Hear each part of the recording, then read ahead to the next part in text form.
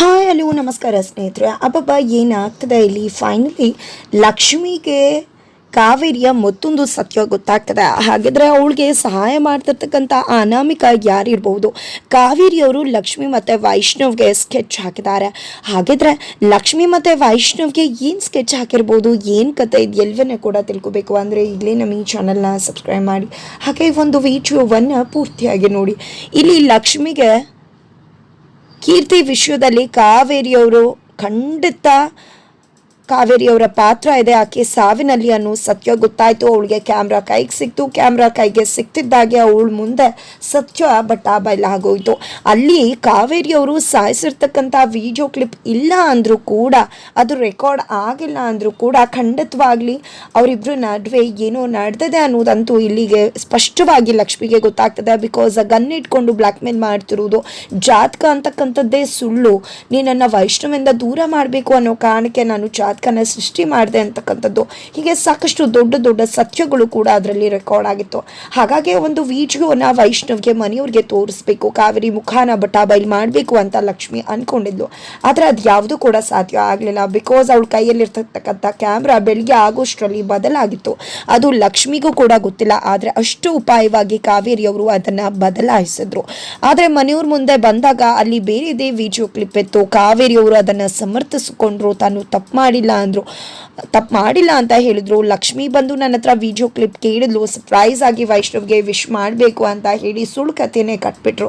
ಇದರಿಂದಾಗಿ ಲಕ್ಷ್ಮಿ ಅಂತೂ ಕೆಂಡಾಮಂಡಲ ಆಗಿದ್ಲು. ಸುಮ್ಮನೆ ಇಲ್ಲ ಲಕ್ಷ್ಮಿ, ಇಲ್ಲ ಕಾವೇರಿ ಹತ್ತನೇ ಇದೆಲ್ಲ ಬದಲಾಯಿಸಿರೋದು, ಇದೆ ಎಲ್ಲದಕ್ಕೂ ಕೂಡ ಕಾರಣನೇ ಕಾವೇರಿ ಹತ್ತೆ, ಖಂಡಿತ ಇದನ್ನೆಲ್ಲ ಅವರೇ ಮಾಡಿರೋದು ಅಂತ ಹೇಳಿ ಅವ್ರ ಕುತ್ತಿಗೆಗೆ ಚಾಕುನ ಹಿಡಿದ್ಬಿಟ್ಲು. ಚಾಕು ಹಿಡಿತಿದ್ದಾಗೆ ಕಾವೇರಿ ಅವ್ರಿಗೆ ಭಯ ಶುರುವಾಯಿತು. ಹಾಗಂದ್ ಮಾತ್ರಕ್ಕೆ ಸತ್ಯ ಬಾಯ್ಬಿಟ್ರ? ಖಂಡಿತ ಇಲ್ಲ. ಅಷ್ಟರಲ್ಲಿ ಕೃಷ್ಣವರು ಬಂದು ತನ್ನ ಹೆಂಡತಿನ ಸೇವ್ ಮಾಡಿಬಿಟ್ರು. ಸೇವ್ ಮಾಡಿದ್ದೆ ಈ ಕಡೆ ಲಕ್ಷ್ಮಿಗೆ ಏನೂ ಆಗಿದೆ ಅಂತ ಹೇಳಿ ಇಲ್ಲಿ ಲಕ್ಷ್ಮಿನ ಹುಚ್ಚಾಸ್ಪತ್ರೆಗೆ ಸೇರಿಸ್ಬೇಕು ಅಂತ ಕಾವೇರಿ ಡಿಸೈಡ್ ಮಾಡಿಕೊಂಡ್ರು. ವೈಷ್ಣವ್ ಇದಕ್ಕೆ ಆಗಲ್ಲ ಅಂತ ಹೇಳಿದಾಗ, ಹೌದಾ ಆಗಲ್ವಾ ಅಂದರೆ ಒಂದಿನ ನೀನು ಹೆಂಡತಿ ಬಂದು ನನ್ನ ಸಾಯಿಸ್ಬಿಡ್ಲಿ, ಆಗ ನಿನಗೆ ಮನಸ್ಸು ಸಮಾಧಾನ ಆಗತ್ತಲ್ವಾ ಅಂತ ಹೇಳಿ ಕೋಪ ಮಾಡಿಕೊಂಡ್ರು. ಆದರೆ ಲಕ್ಷ್ಮಿ ಮಾತ್ರ ಸುತಾರಾಮ್, ನಾನು ಯಾವುದೇ ಕಾರಣಕ್ಕೂ ಕೂಡ ಯಾವುದೇ ಹಾಸ್ಪಿಟಲ್ಗೆ ಹೋಗೋದಿಲ್ಲ, ನನಗೇನು ಕೂಡ ಆಗಿಲ್ಲ ಅಂತಾನೆ ಹೇಳಿದ್ಲು. ಕಿರ್ಚಾಡಿದ್ಲು, ಚೀರಾಡಿದ್ಲು. ನಂತರ ಬಂದು ರಾತ್ರಿ ಆಗ್ತಿದ್ದಂತೆ ವೈಷ್ಣವನ ಅಪ್ಕೊಂಡು, ದಯವಿಟ್ಟು ನಾನು ಎಲ್ಲೂ ಕಳಿಸ್ಬೇಡಿ, ನನಗೇನು ಕೂಡ ಹುಚ್ಚಿಡ್ದಿಲ್ಲ, ನನ್ನ ಹುಚ್ಚಾಸ್ಪತ್ರೆ ಕಳಿಸ್ಬೇಡಿ ಅಂತ ತುಂಬಾ ರಿಕ್ವೆಸ್ಟ್ ಮಾಡಿಕೊಂಡು ಅಂಗ್ಲಾಚೆ ಕೇಳ್ಕೊಂಡು ವೈಷ್ಣವ್ಗೆ ಸಮಾಧಾನ ಹೇಗೆ ಮಾಡೋದು ಅಂತ ಗೊತ್ತಾಗ್ತಿಲ್ಲ.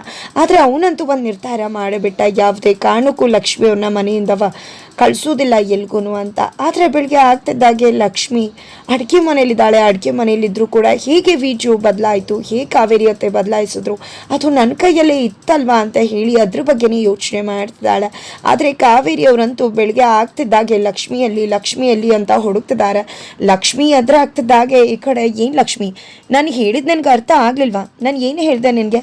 ಬಟ್ಟೆ ಪ್ಯಾಕ್ ಮಾಡ್ಕೊ ಅಂತ ಹೇಳಿದೆ ತಾನು, ಇನ್ನೂ ಏನು ಮಾಡ್ತಿದ್ಯಾ ನೀನು ಅಂತ ಹೇಳ್ತಿದ್ರೆ ಈ ಕಡೆ ಲಕ್ಷ್ಮಿ ಅಂತೂ, ಏನು ನಾನು ಹಾಸ್ಪಿಟಲ್ಗೆ ಹೋಗಬೇಕಾ? ಯಾವುದೇ ಕಾರಣಕ್ಕೂ ಕೂಡ ನಾನು ಹಾಸ್ಪಿಟಲ್ಗೆ ಹೋಗೋದಿಲ್ಲ ಅತ್ತೆ, ನೀವು ಏನೇ ಮಾಡಿ ನಾನು ಹೋಗೋದಿಲ್ಲ ಅಂದರೆ ಹೋಗೋದಿಲ್ಲ. ನಾನು ತಪ್ಪೇ ಮಾಡಿಲ್ಲ ಅಂದಮೇಲೆ ನಾನು ಯಾಕೆ ಹಾಸ್ಪಿಟಲ್ಗೆ ಹೋಗಬೇಕು? ಇಲ್ಲ, ನನಗೇನೂ ಆಗಿಲ್ಲ, ನನ್ನ ಆರೋಗ್ಯ ಚೆನ್ನಾಗೇ ಇದೆ, ಎಲ್ಲ ನೀವೇ ಮಾಡ್ತಿರೋದು, ನಂಗೆ ತುಂಬ ಚೆನ್ನಾಗಿ ಗೊತ್ತಿದೆ, ನೀವೇ ವಿಡಿಯೋ ಕ್ಲಿಪ್ನು ಬದಲಾಯಿಸಿರೋದು ಅಂತ ಕೂಡ ಗೊತ್ತಿದೆ, ಯಾವುದೇ ಕಾರಣಕ್ಕೂ ಹಾಸ್ಪಿಟಲ್ಗೆ ಹೋಗೋದಿಲ್ಲ ಅಂತ ಹೇಳ್ತಾಳೆ. ಅಷ್ಟರಲ್ಲಿ ಈ ಕಡೆ ವೈಷ್ಣವ್ ಕೂಡ ಬರ್ತಾನೆ. ಅಮ್ಮ, ಏನು ಮಾತಾಡ್ತಿದ್ಯಾ ನೀನು? ಲಕ್ಷ್ಮಿ ಅವ್ರಿಗೆ ಏನೂ ಆಗಿಲ್ಲ, ಒಂದು ಪಕ್ಷ ಏನೇ ಆದರೂ ಕೂಡ ಅವರನ್ನು ನಾನು ಟೇಕ್ ಕೇರ್ ಮಾಡ್ತೀನಿ, ಅವರನ್ನು ನಾನು ನೋಡ್ಕೋತೀನಿ, ಆದರೆ ಯಾವುದೇ ಕಾರಣಕ್ಕೂ ಕೂಡ ಅವ್ರನ್ನ ಹಾಸ್ಪಿಟಲ್ಗೆ ಕಳಿಸೋದಿಲ್ಲ ಅಂತ ಹೇಳ್ಬಿಡ್ತಾನೆ. ಈ ಮಾತನ್ನು ಕೇಳಿದೆ ಲಕ್ಷ್ಮಿಗೆ ಖುಷಿ ಆಗುತ್ತೆ, ಒಂದು ಕಡೆ ಬೇಜಾರು ಕೂಡ ಆಗುತ್ತೆ. ತದನಂತರ ಈ ಕಡೆ ಕಾವೇರಿಯವರಂತೂ ಒಂದೇ ಕ್ಷಣಕ್ಕೆ ತಮ್ಮ ನಾಟಕನೇ ತಿರುಚಿಬಿಡ್ತಾರೆ. ಇಷ್ಟೊತ್ತು ಹಾಸ್ಪಿಟಲ್ಗೆ ಹೋಗೋದ್ರ ಬಗ್ಗೆ ಮಾತಾಡ್ತಿದ್ದ ಕಾವೇರಿಯವರು, ಅಯ್ಯೋ ಪುಟ್ಟ, ನಾನು ಯಾಕೋ ಹಾಸ್ಪಿಟಲ್ಗೆ ಹೋಗಲಿ ಅಂತ ಹೇಳಿ, ನಾನು ಹೇಳ್ತಿರೋದು ನಿಮ್ಮಿಬ್ಬರು ರೆಸಾರ್ಟ್ಗೆ ಹೋಗೋದಕ್ಕೆ ಬಟ್ಟೆ ಪ್ಯಾಕ್ ಮಾಡ್ಕೋಣ ಅಂತ. ನೀವು ನೋಡಿದ್ರೆ ಏನೇನೋ ಮಾತಾಡ್ತಿದ್ರಲ್ಲ ಅಂತಿದ್ದಾಗೆ ಈ ಕಡೆ ವೈಷ್ಣವ್ಗೆ ಖುಷಿ ಆಗ್ಬಿಡತ್ತೆ, ಅಮ್ಮ ಬೇರೆನೇ ಮಾತಾಡ್ತಿದ್ದಾರೆ ಅಂತ. ಈ ಕಡೆ ಲಕ್ಷ್ಮಿಗೆ ಶಾಕ್ ಆಗತ್ತೆ, ಏನಿದು ಇಷ್ಟೊತ್ತು ಬೇರೆ ರೀತಿ ಆಡ್ತಿದ್ರು, ಈಗಲೇ ಬೇರೆ ರೀತಿ ನಡ್ಕೊತಿದ್ದಾರೆ ಅಂತ. ಯಾಕೆ ಶಾಕ್ ಆಯ್ತಾ? ನೋಡು ಲಕ್ಷ್ಮಿ, ನೀನು ಮತ್ತೆ ಪುಟ್ಟ ಇಬ್ರು ಕೂಡ ಚೆನ್ನಾಗಿರ್ಬೇಕು ಅನ್ನೋದೇ ನನ್ನ ಆಸೆ. ನೀವಿಬ್ರು ಕೂಡ ಒಂದಷ್ಟು ದಿನ ಖುಷಿಯಿಂದ ಟೈಮ್ ಸ್ಪೆಂಡ್ ಮಾಡಿ ಬನ್ನಿ ಅಂತ ಹೇಳಿ ಇಬ್ರು ಕೂಡ ಹೋಗಿ ಬಟ್ಟೆ ಪ್ಯಾಕ್ ಮಾಡ್ಕೊಡಿ ಅಂತ ಹೇಳ್ತಾರೆ. ಈ ಕಡೆ ಲಕ್ಷ್ಮಿಗೂ ಖುಷಿ, ವೈಷ್ಣವ್ಗೂ ಖುಷಿ. ಆದ್ರೆ ಅತ್ತ ಕಡೆ ಸುಪ್ರೀತ್ ಅವರ ಮಗ ಮಾತ್ರ ಡಾಕ್ಟರ್ ಹತ್ರ ಹೋಗಿದ್ದಾನೆ, ಸುಪ್ರೀತಾ ಫ್ರೆಂಡ್ ಹತ್ರ ಹೋಗಿದ್ದೆ, ಜಾಗಿಂಗ್ ಟೈಮಲ್ಲಿ ಹೋಗಿದ್ದಾನೆ, ನೋಡು ನೀನು ಜಾಗಿಂಗ್ ಮಾಡಬೇಕು ಅಂದರೆ ಓಕೆ ನನ್ನ ಜೊತೆ ಜಾಗಿಂಗ್ ಮಾಡು, ಅದನ್ನು ಬಿಟ್ಟು ಬೇರೆ ವಿಷಯಕ್ಕೆ ಬಂದಿದ್ರೆ ಖಂಡಿತ ನಾನೇನು ಕೂಡ ಕೇಳಬೇಡ ಅಂತ ಹೇಳ್ತಾರೆ. ಪ್ಲೀಸ್ ನಾನು ಅದಕ್ಕೋಸ್ಕರನೇ ಬಂದಿರೋದು, ದಯವಿಟ್ಟು ನನ್ನ ಅಪ್ಪ ಎಲ್ಲಿ ಹೇಳಿ ಅಂತ ರಿಕ್ವೆಸ್ಟ್ ಮಾಡ್ಕೋತಿದ್ರೆ, ನೋಡು ನನಗೆ ನಿಮ್ಮ ಅಪ್ಪನ ಬಗ್ಗೆ ಏನೂ ಗೊತ್ತಿಲ್ಲ, ಆ ವಿಷಯನ ಬಿಟ್ಟು ನಿನ್ನ ಪಾಡಿಗೆ ನೀನಿದ್ರೆ ಒಳ್ಳೇದು ಅಂತ ಬುದ್ಧಿ ಹೇಳ್ತಿದ್ದಾರೆ. ಆದರೂ ಕೂಡ ಹುಡುಗ ಕೇಳ್ತಾ ಇಲ್ಲ. ಆದರೆ ಲಕ್ಷ್ಮಿ ಬಟ್ಟೆ ಪ್ಯಾಕ್ ಮಾಡ್ಕೋಬೇಕು ಅಂತ ರೂಮಿಗೆ ಬಂದಿದ್ದಾಳೆ. ಬಟ್ಟೆ ಪ್ಯಾಕ್ ಮಾಡ್ಕೋಬೇಕು ಅಷ್ಟರಲ್ಲಿ ಅವಳಿಗೆ ಒಂದು ಅನಾಮಿಕ ಕರೆ ಬರುತ್ತೆ. ಬಂದಿದ್ದ ಕರೆ, ನೋಡು ನೀನು ಬಟ್ಟೆ ಪ್ಯಾಕ್ ಮಾಡ್ಕೋತಾ ಇದೆಯಾ ಟ್ರಿಪ್ಗೆ ಹೋಗೋದಕ್ಕೆ, ಒಂದು ಸತ್ಯ ಹೇಳ್ತಿದ್ದೀನಿ ಕೇಳಿಸ್ಕೊ, ನೀನು ಟ್ರಿಪ್ಗೆ ಹೋಗ್ತಿರೋದು ಬೇರೆಯವರು ಏನೋ ಸ್ಕೆಚ್ ಹಾಕಿದ್ದಾರೆ, ಅದೇ ಕಾರಣಕ್ಕೆ ನಿನ್ನ ಪ್ರಾಣಕ್ಕೆ ಅಪಾಯ ಇದೆ, ಅದಕ್ಕೋಸ್ಕರ ಹೇಳ್ತಿದ್ದೀನಿ ನೀನು ಟ್ರಿಪ್ಗೆ ಹೋಗಬೇಡ ಅಂತ ಹೇಳಿ ಆ ಒಂದು ಅನಾಮಿಕ ವ್ಯಕ್ತಿ ಕಾಲ್ನಲ್ಲಿ ಎಚ್ಚರಿಕೆ ಕೊಡ್ತಾರೆ. ಯಾರಿರ್ಬೋದು ಏನು ಅಂತ ಇಲ್ಲಿ ಲಕ್ಷ್ಮಿಗೆ ಅನ್ನಿಸ್ತದೆ. ಆದರೂ ಕೂಡ ಆಕೆ ಅದಕ್ಕೆ ಹೋಗ್ಕೊಡ್ದೆ ಫೈನಲಿ ಬಟ್ಟೆ ಎಲ್ಲ ಪ್ಯಾಕ್ ಮಾಡ್ಕೋತಾಳೆ. ವೈಷ್ಣು ಮತ್ತು ಲಕ್ಷ್ಮಿ ರೆಡಿ ಆಗಿದ್ದಾರೆ. ಮನೆಯವರು ಎಲ್ಲರೂ ಕೂಡ ಖುಷಿಯಿಂದ ಟೈಮ್ ಸ್ಪೆಂಡ್ ಮಾಡಿ ಬನ್ನಿ, ಇಬ್ಬರು ಕೂಡ ಖುಷಿಯಿಂದ ಹೋಗಿ ಖುಷಿಯಿಂದ ಬರಬೇಕು. ಜೊತೆಗೆ ಯಾವುದೇ ಕಾರಣಕ್ಕೂ ಕೂಡ ಕೀರ್ತಿ ವಿಷಯ ಅಲ್ಲಿ ಬರಬಾರ್ದು, ನೀವು ಕೀರ್ತಿ ವಿಷಯನ ಮಾತಾಡಬಾರ್ದು, ಅದನ್ನು ತಲೆಯಿಂದ ತೆಗೆದುಹಾಕಿ ನಿಮ್ಮ ಸಂಸಾರದ ಬಗ್ಗೆ ನೀವು ಯೋಚನೆ ಮಾಡಬೇಕು ಅಂತ ಬುದ್ಧಿ ಹೇಳಿ ಲಕ್ಷ್ಮಿ ವೈಷ್ಣವ್ ಇಬ್ಬರನ್ನು ಕೂಡ ಕಳಿಸ್ತಿದ್ದಾರೆ. ವೈಷ್ಣವ್ ಕೂಡ ತನ್ನ ಹೊಸ ಬದುಕನ್ನು ಶುರು ಮಾಡಿದ್ದಾರೆ. ಆದರೆ ಲಕ್ಷ್ಮಿಗೆ ಅದು ಕಷ್ಟ ಆಗ್ತದೆ. ಯಾಕಂದರೆ ಕೀರ್ತಿ ಸಾವಿಗೆ ನ್ಯಾಯ ಕೊಡಿಸ್ಬೇಕು. ಇವತ್ತು ಅವಳಿಗೆ ಈ ಒಂದು ಬದುಕು ಸಿಕ್ಕಿದೆ ಅಂದರೆ ಅದಕ್ಕೆ ಕಾರಣ ಕೀರ್ತಿಯಿಂದಾನೇ ಇಂಥ ಬದುಕು ಸಿಕ್ಕಿರ್ಬೇಕಿದ್ರೆ ಕೀರ್ತಿ ಸಾವಿಗೆ ನ್ಯಾಯ ಕೊಡಿಸ್ದೆ ನಾನು ಹೇಗೆ ಬದುಕು ಶುರು ಮಾಡ್ಕೊಳ್ಳಿ ಅಂತ ಅದರದ್ದೇ ಯೋಚನೆ ಆಗಿದೆ. ಆದರೆ ಈಗ ಅದನ್ನು ಪಕ್ಕಕ್ಕಿಟ್ಟಿದ್ದಾಳೆ. ಅದ್ರ ಜೊತೆ ಅನಾಮಿಕ ಕರೆ ಎಲ್ಲವೂ ಕೂಡ ಅವಳ ತಲೆ ಕೆಡಿಸ್ತದೆ. ಇದು ಎಲ್ಲದರ ನಡುವೆ ಲಕ್ಷ್ಮಿ ಮತ್ತು ವೈಷ್ಣು ಫೈನಲಿ ಆ ಒಂದು ರೆಸಾರ್ಟ್ ಕಡೆ ಹೋಗ್ತಿದ್ರೆ ಅವರು ಹೋಗ್ತಾ ಇದ್ದಂತೆ ಕಾವೇರಿ ಕೂಡ ಕಾರ್ ಹತ್ಕೊಂಡು ಹೋಗ್ತಾ ಇದ್ದಾರೆ. ಭಾನುಮತಿ ಮತ್ತು ಕಾವೇರಿ ಇಬ್ರು ಕೂಡ ಸೇರ್ಕೊಂಡಿದ್ದೆ.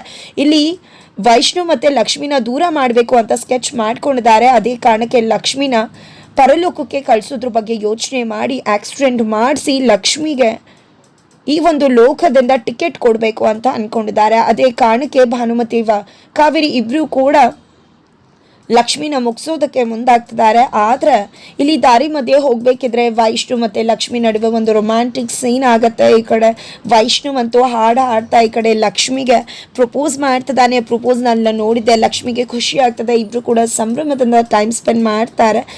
ತದನಂತರ ಈ ಕಡೆ ವೈಷ್ಣವ್ ಎಲ್ಲೋ ಹೋಗಿದ್ದಾಗ ಈ ಕಡೆ ಲಕ್ಷ್ಮಿಗೆ ಮತ್ತೊಮ್ಮೆ ಕಾರಲ್ಲಿದ್ದಾಗ ಕಾಲ್ ಬರುತ್ತೆ.